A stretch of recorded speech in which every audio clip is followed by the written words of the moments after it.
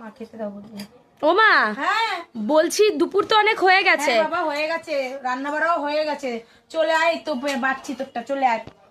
ও আচ্ছা, তো দেখিয়ে দাও এই তো কি না, কি আসো, দিবার। আসো, এই যে ভাত, তোমার ভাত বেড়েছি। হ্যাঁ, এই যে উচ্ছে ভাজা করেছে, দেখো উস্তে ভাজা করেছে, দেখো। আরে বাবা, উচ্ছে আলু ভাজা দিয়ে দাও পাতে। দিয়ে দেবো? হ্যাঁ দিয়ে দাও। আচ্ছা না, উস্তে আলু পাতা দিয়ে দিলাম।